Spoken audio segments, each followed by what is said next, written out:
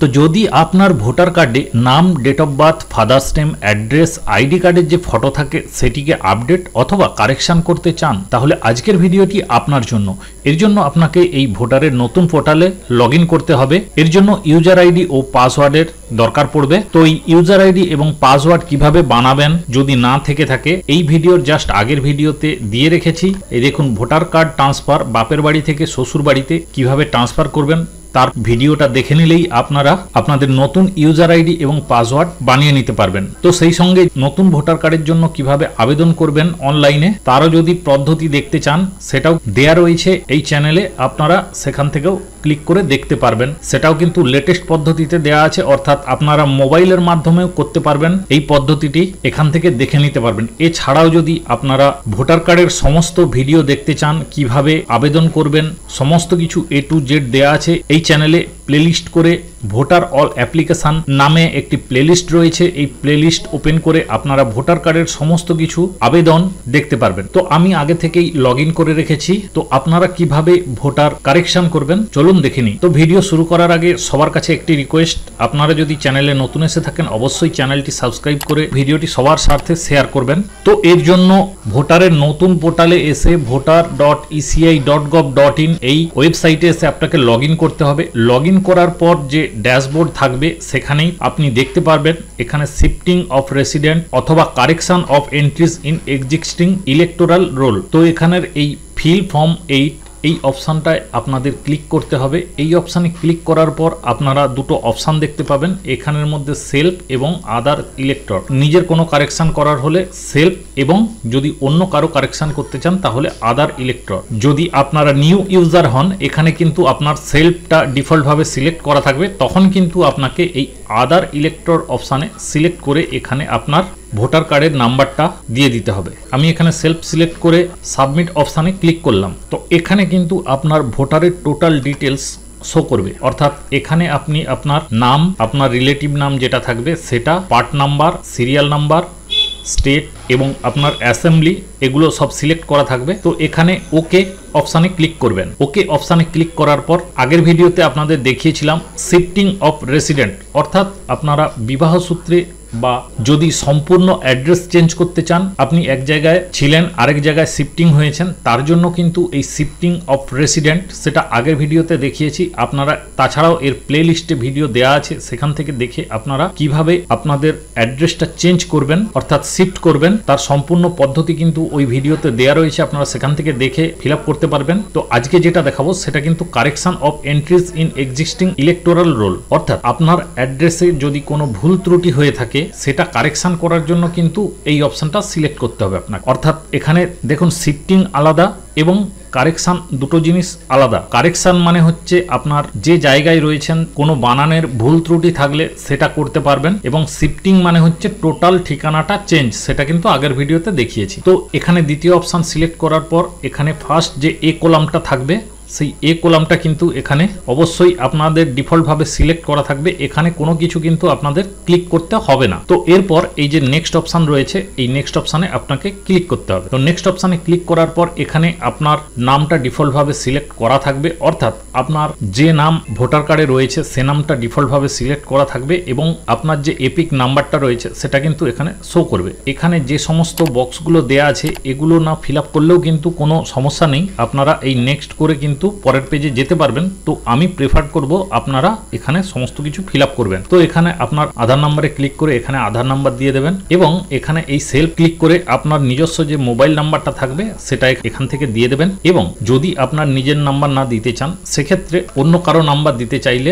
এই অপশানে আপনাকে ক্লিক করে এখানে কিন্তু সেই নাম্বারটা দিয়ে দিতে হবে। তো এরপর আপনার মেল আইডি থাকলে দেবেন, আপনার না দিতে চান তাহলে অন্য কারো যদি দিতে চান সেক্ষেত্রে এখানে ক্লিক করে আপনারা মেল আইডিটা বসিয়ে দেবেন। তো এরপর এখানে এই নেক্সট অপশানে ক্লিক করবেন।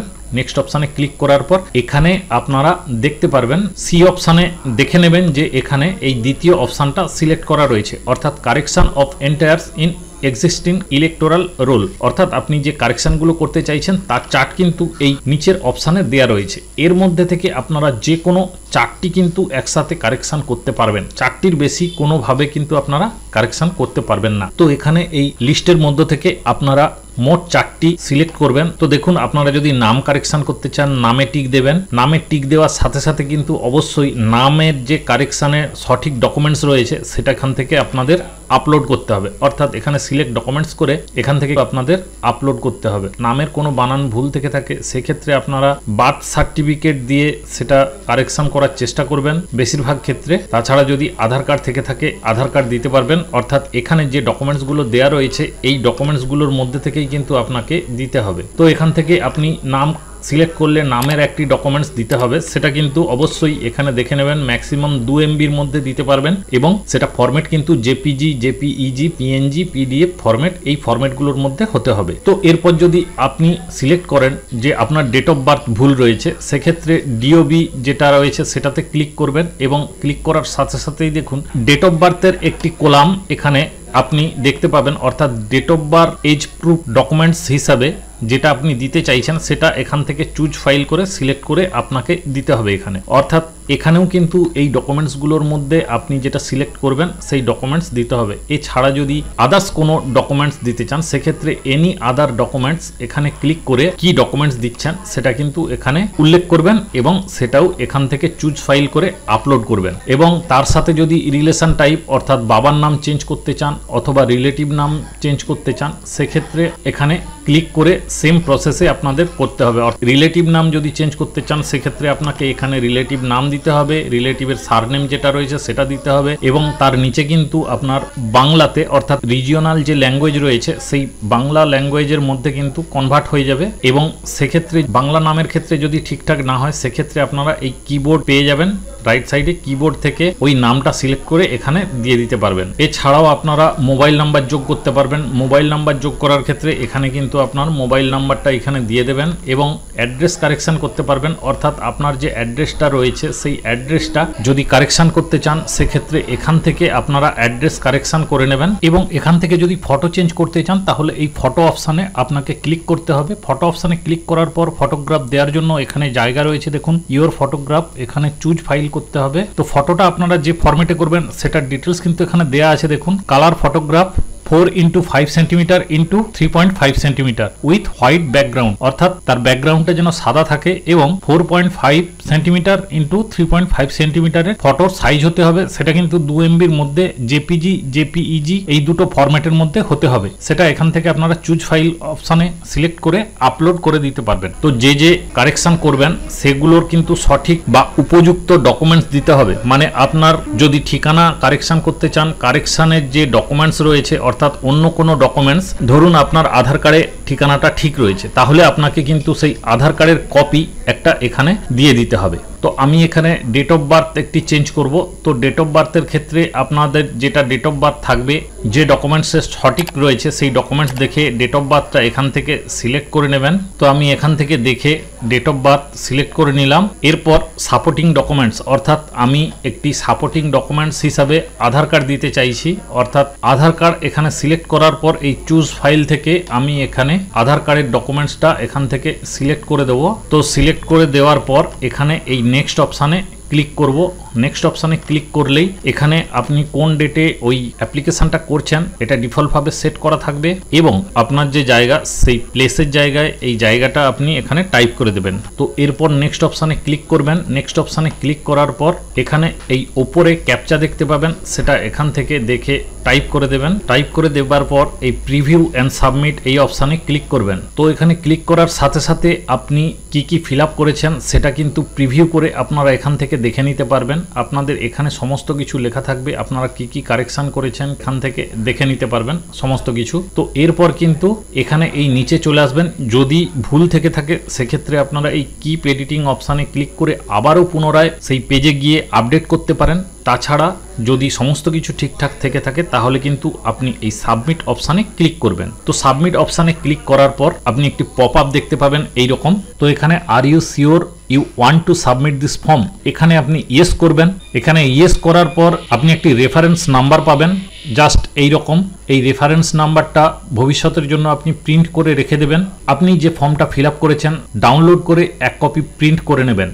তো তো এটি প্রিন্ট করে নেওয়ার পর আপনার নিকটস্থ যে বিএলও রয়েছে আপনি আপনার বিএলওর সাথে কন্ট্যাক্ট করবেন। বিএলওর সাথে কন্ট্যাক্ট করে দেখবেন যে আপনার কনসিস্টেন্সিতে ফিজিক্যাল ফর্ম জমা করতে হবে কিনা। যদি ফিজিক্যাল ফর্ম জমা করতে হয় তাহলে আপনি যে যে ডকুমেন্টসগুলো দিয়েছেন সেই ডকুমেন্টসগুলোর জেরক্স কপি দিয়ে এই ফর্মটার সাথে অ্যাটাচ করে এবং এই ফর্মের উপরে দেখবেন একটা জায়গায় ফটো লাগানোর জায়গা রয়েছে, সেই জায়গায় 1 কপি পাসপোর্ট সাইজের ফটো দিয়ে দেবেন। যদি সে নিয়ে জমা করে তাহলে তার হাতে দিয়ে দেবেন, এবং যদি আপনাকে বলে জমা করার জন্য তাহলে আপনি গিয়ে আপনার যে বিডিও বা ব্লক অফিস রয়েছে সেখানে গিয়ে জমা করে আসতে পারেন। তো এরপর আপনি এই যে রেফারেন্স নম্বর রেখেছিলেন এই রেফারেন্স নম্বর দিয়ে কিন্তু আপনার স্ট্যাটাসটা চেক করতে পারবেন। তো এই রেফারেন্স নম্বর দিয়ে আপনার স্ট্যাটাস কিভাবে চেক করবেন দেখুন, ট্র্যাক অ্যাপ্লিকেশন অপশানে আসবেন, এখানে এসে আপনার যে রেফারেন্স নাম্বারটা রয়েছে সেই রেফারেন্স নাম্বারটা এখানে দিয়ে দেবেন এবং এখান থেকে আপনার স্টেটটা সিলেক্ট করবেন এবং তারপর সাবমিট অপশানে ক্লিক করবেন। তো যদি আপনার ভোটার কার্ড কারেকশন হয়ে গিয়ে থাকে সেক্ষেত্রে আপনি এখানে দেখতে পারবেন। এরপর যদি কারেকশন করা ভোটার কার্ড ডাউনলোড করতে চান তো সেক্ষেত্রে এখানে ই এপিক ডাউনলোড অপশানে গিয়ে এখানে আপনি রেফারেন্স নম্বর সিলেক্ট করবেন এবং এখান থেকে এন্টার রেফারেন্স নম্বর করে আপনার রেফারেন্স নম্বরটা দিয়ে দেবেন এবং এখান থেকে স্টেট সিলেক্ট করবেন এবং সার্চ করলে আপনি ভোটারের একটি পিডিএফ পাবেন। সেই পিডিএফটা ডাউনলোড করে প্রিন্ট করে নিয়ে আপনি কাজ চালাতে পারবেন। তো আজকের ভিডিও এই পর্যন্ত ছিল। ভিডিওটা আশা করি আপনাদের সবার কাজে লাগবে। ভিডিওটা ভালো লেগে থাকলে অবশ্যই বন্ধু বান্ধবদের মধ্যে শেয়ার করবেন। সবাই ভালো থাকবেন ও সুস্থ থাকবেন।